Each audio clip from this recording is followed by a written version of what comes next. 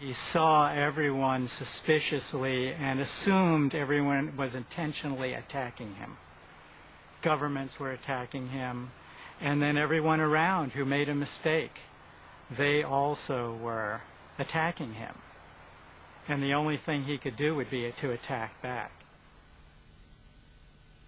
In 1973, a French court started proceedings against Hubbard for fraud. He had left his ship, which was berthed in Morocco, and went to live in hiding in New York, where he was looked after by Jim Dencalce. To turn the tables on his enemies, he devised a bizarre plan called Snow White. Its stated aim was to correct false reports about Scientology. It led to Scientology members infiltrating government departments.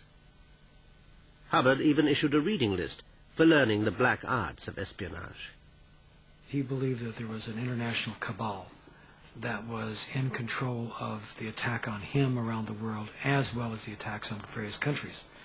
And so Snow White was written to find this cabal, find all the connections between all these enemy groups, to expose them, to destroy them. It was done through infiltration. In some cases it was done through burglary. It was just pure military intelligence. Having instigated Snow White, Hubbard rejoined his ship in the Canary Islands. There he had a serious motorbike accident. His mood dramatically worsened. This was his period, which I call the pouting, the crying, the mad period, where he would cry and throw things against the wall, the bulkheads, and pout and scream. But right toward the tail end of that, he created the RPF, the Rehabilitation Project Force. The RPF was yet another correctional regime.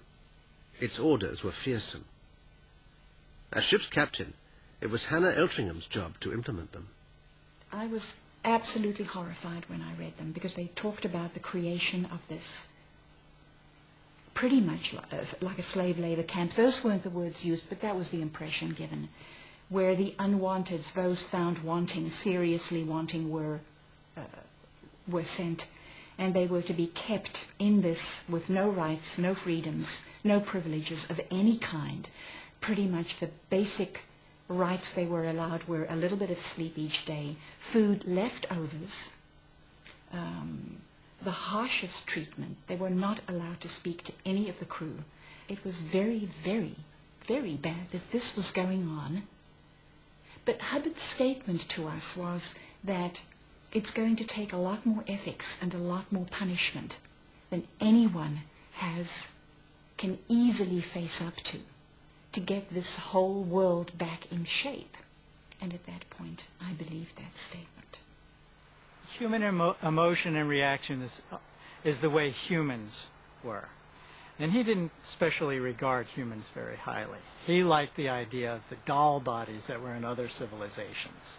Doll bodies didn't have human emotions and reactions. They were, I guess, like Spock, just very analytical. You just get the job done. No emotions there. Love is not a sentiment that's known or cared for. And that's, to me, the tragedy, because he put that, I feel, into the organization, and into the way of being in the organization.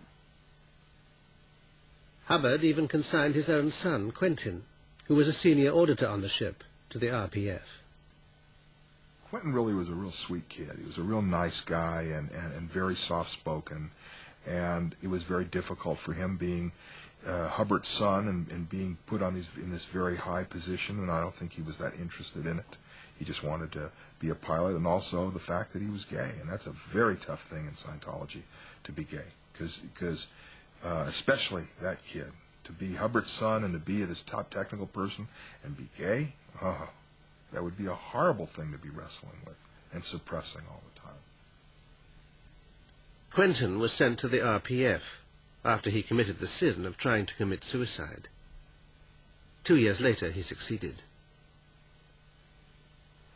Hubbard saw it as a betrayal because everything was referenced around him. The world was doing everything to him.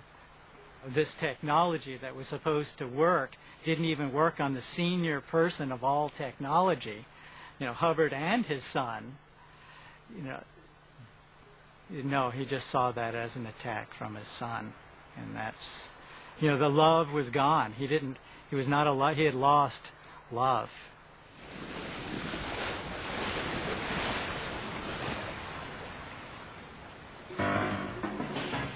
In 1975, Hubbard decided it was time to come ashore. He sent scouts to look for a suitable land base. They settled on Clearwater in the rich state of Florida.